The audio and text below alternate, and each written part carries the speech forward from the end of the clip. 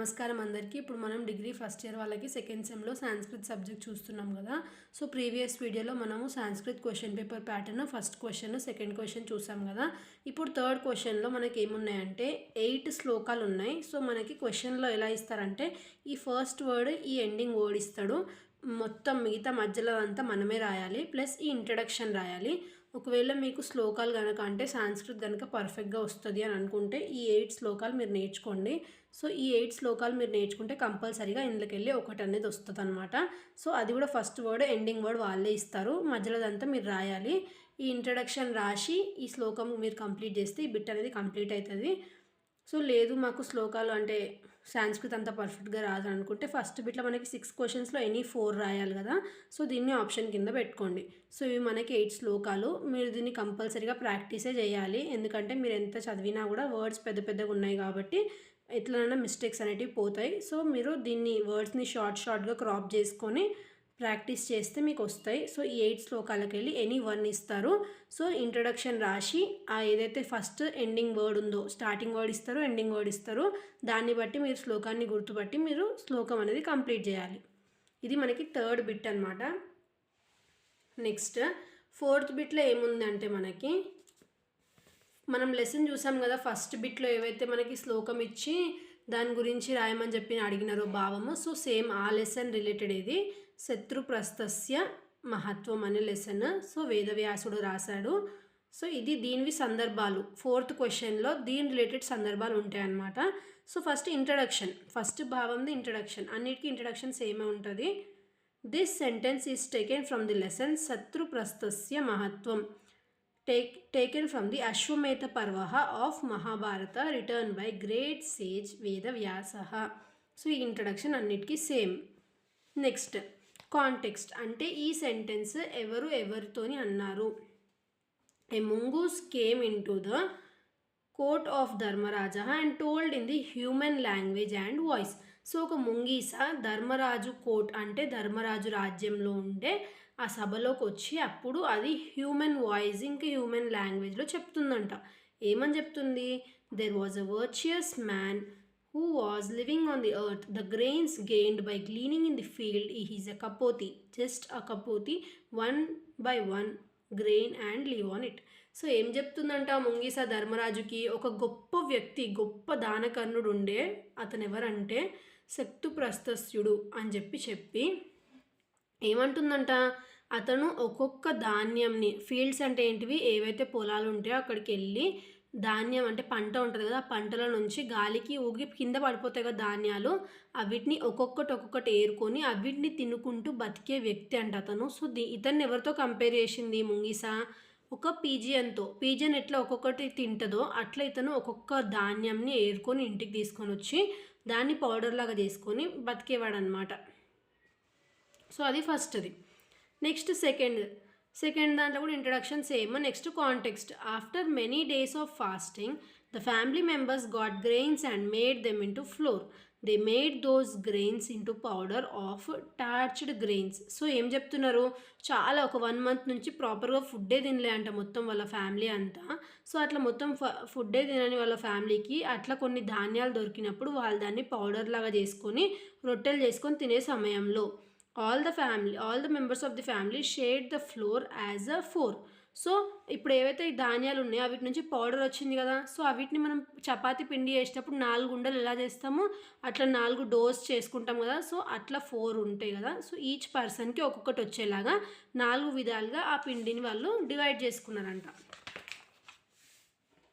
Next the wife of Sektuprastha told her husband to give her share of mouthful to the guest. Then Sektuprastha told his wife like this. So guest అనే person వాళ్ళ ఇంటికి వచ్చిండు కదా. So అట్లా వచ్చినప్పుడు వాళ్ళు ఏం చేసినారు, ఫస్ట్ బ్రాహ్మణుడు అతను ఫుడ్ ఇచ్చేసిండు, బట్ గెస్ట్ ఏమన్నాడు, నాకు సరిపోలేదు అని అన్నాడు. అట్లా అన్నప్పుడు వాళ్ళ వైఫ్ ఏమంటుంది, బ్రాహ్మణుడు వాళ్ళ వైఫ్, నాది ఏదైతే షేర్ ఉందో అది కూడా నువ్వు ఇచ్చేసి అతను కడుపు నిండా తిన్నాను నువ్వు అని చెప్పి అంటుంటే అప్పుడు ఎవరైతే బ్రాహ్మణుడు ఉన్నాడో శక్తుప్రస్థస్థుడు అతను ఏమంటున్నాడు, the ladies are to be protected and to be feeded, so you are not suppose to tell like this. So నువ్వు ఏదైతే లేడీస్ ఉంటారో వాళ్ళని మనము కాపాడుకోవాలి, వాళ్ళకి కడుపు నిండా ఫుడ్ పెట్టాలి, కాబట్టి నువ్వు అట్లా నీ ఫుడ్ ఇచ్చేస్తా అని నువ్వు అనకూడదు అని చెప్పి వాళ్ళ వైఫ్కి అంటున్నాడు. నెక్స్ట్ దాంట్లో ఏమంటున్నారు, the son of Saktuprastha told his father like this. So ఇప్పుడు వాళ్ళ వైఫ్ ఏదైతే అట్లా అన్నదో అన్న తర్వాత వాళ్ళ వైఫ్ని కూడా వద్దు అని చెప్పి అన్నాడు. బట్ వాళ్ళ వైఫ్ కూడా ఒప్పించి వాళ్ళ హస్బెండ్కి తన ఫుడ్ ఇచ్చేసింది. అయినా వచ్చిన గెస్ట్కి సరిపోలేదు. అప్పుడు వాళ్ళ కొడుకు వాళ్ళ ఫాదర్కి అన్నాడు, డాడీ ఒక కొడుకు ఎవరైతే ఉంటారో వాళ్ళు వాళ్ళ ఫాదర్ ఏదైతే పనులు ఉంటాయో అవిట్లో సహాయం చేయాలి, ఇంకా అతన్ని ప్రౌడ్ ఫీల్ చేయాలి. కాబట్టి నేను, O father, the Vedas say that the duty of son is to protect and nourish his father.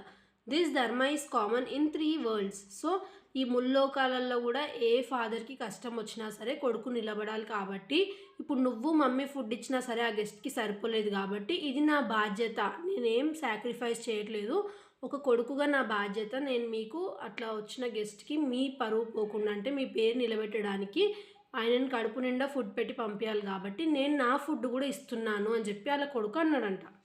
Next, mongoose came in to the court of Dharmaraja and told in the human voice and language. ఈ 5th కాంటెక్స్లో కూడా ముంగీసా చెప్తుందంట ధర్మరాజుకి. ఏమని చెప్తుందంట, O king, this yajna is not equals to the charities of Saktuprastha. So ఎవరైతే ధర్మరాజు అశ్వమేధ యాగం అయిన తర్వాత అందరినీ పిలిచి ఫుడ్ పెట్టినాడు కదా, ఎంతో గర్వపడ్డాడు అనమాట, చాలా ఘనంగా పెట్టినా అని చెప్పి. సో అప్పుడు ముంగీస వచ్చి చెప్తుందంట, మీరు ఇప్పుడు పెట్టిన ఈ దానం ఏదైతుందో అది శక్తుప్రస్థుడు ఎవరైతే ఉన్నాడో అతని దానం కంటే గొప్ప కాదు అని చెప్పి చెప్తుందంట. నెక్స్ట్, ఏదో ధర్మరాజుని నెగిటివ్గా చేయాలని ముంగీస అట్లా చేయలేదు. బట్ ధర్మరాజు ఫుడ్ పెట్టినందుకు అతను ప్రైడ్గా ఫీల్ అవుతుంది కదంటే, అంత ఘనంగా ఇంకా అన్ని డబ్బులు స్పెండ్ చేసి దానం చేస్తేనే దానం చేసినట్టు అని అతను ఫీల్ అవుతుంది. కాబట్టి అది రాంగ్, అట్లా ఫీల్ అవ్వకూడదు. ఎందుకంటే ఉట్టి మనం నార్మల్గా ఒక రొట్టె ముక్క ఇచ్చినా సరే, అంటే అంత తక్కువ చిన్న దానం చేసినా సరే దాని నుంచి వచ్చే పుణ్యం చాలా ఎక్కువ ఉంటుందని చెప్పి అతనికి ఎక్స్ప్లెయిన్ చేయాలని ఈ లెసన్, ఎవరిని తక్కువ చేయాలని కాదు. Next, this sentence is told by the poet about the family members of Saktuprastha when a Brahmin guest came to them. So poet ఎవరైతే ఇది రాశారో వేదవ్యాసుడు, అతను చెప్తున్నాడు అంటే ఎవరి గురించి, ఆ ఫ్యామిలీ మెంబర్స్ గురించి. ఎప్పుడైతే అట్లా గెస్ట్ వచ్చిందో వాళ్ళు ఎలా అయితే ఆయనని రిసీవ్ చేసుకున్నారో దాని గురించి మన ఎవరైతే లెసన్ రాసిన వేదవ్యాసుడు ఉండో అతను చెప్తున్నాడు. ఏం చెప్తున్నాడు, the family members of Saktuprastha are very pious people and they are deprived of anger, harshness and they all knows dharma. So ఏమంటున్నాడంటే అక్కడ ఎవరైతే నలుగురు ఉన్నారో, కోడలు, కొడుకు, ఫాదర్, మదర్, వాళ్ళ నలుగురు కోపం లేదు, ఎటువంటి గర్వం లేదు, ఇంకా హార్ష్నెస్ లేదు, చాలా మంచి వ్యక్తులు, ధర్మం తెలిసిన వ్యక్తులు అని చెప్పి మన కవి వాళ్ళని పొగుడుతున్నాడు. Next, the guest is not satisfied with the food, then the son of Saktuprastha offered his lunch to the guest, then Saktuprastha told his son like this. So mother ఇచ్చినా ఫాదర్ ఇచ్చినా గెస్ట్కి ఫుడ్ సరిపోలేదు, కొడుకు ఇచ్చినాడు ఇంకా ఫుడ్ని. సో కొడుకు అట్లా ఫుడ్ ఇవ్వగానే ఫాదర్ చాలా గర్వపడి ఏం చెప్తున్నాడంటే, oh my son, I am an old man, I can bear my hunger, you are young, so you can eat and become strong.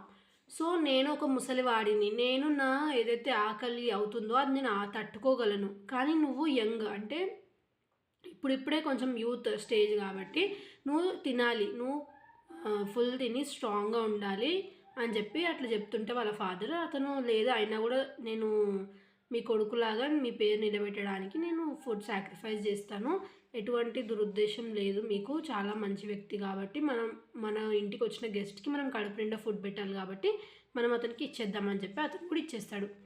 Next, the daughter in law also offered her lunch to the guest, then Saktuprastha told his daughter in law. So కోడలు కూడా ఇంకా కొడుకు ఇచ్చిన తర్వాత కూడా గెస్ట్కి food సరిపోతే కోడలు కూడా నేను కూడా ఇచ్చేస్తాను, నా వంతు ఫుడ్ ఏదైతే ఉందో అది అతను కడుపు నిండడానికి అని చెప్పి చెప్తుంది. Oh my daughter in law. అప్పుడు ఎవరైతే శక్తుప్రస్థ ఉన్నాడో అతను ఏం చెప్తున్నాడో వాళ్ళ డాటర్ ఇన్ లా కంటే, O my daughter in law, you are a woman following dharma and now following towards the great way of seniors offering your lunch to the guest. So నువ్వు వాళ్ళ మామయ్య చెప్తున్నాడు అనమాట కోడలికి, నువ్వు ఒక ఉమెన్వి, ఇంకా ధర్మాన్ని ఫాలో అవుతున్నావు, ఎవరైతే వచ్చిన గెస్ట్కి నీ అంతు ఫుడ్ కూడా పెట్టి అతని కడుపు నింపాలనుకుంటున్నావు అంటే నువ్వు ఎంత గొప్ప కోడలివి అని చెప్పి వాళ్ళ మామయ్య గారు అప్రిషియేట్ చేస్తున్నారు అనమాట ఆమెని. సో ఇది మనకి సందర్భాలు.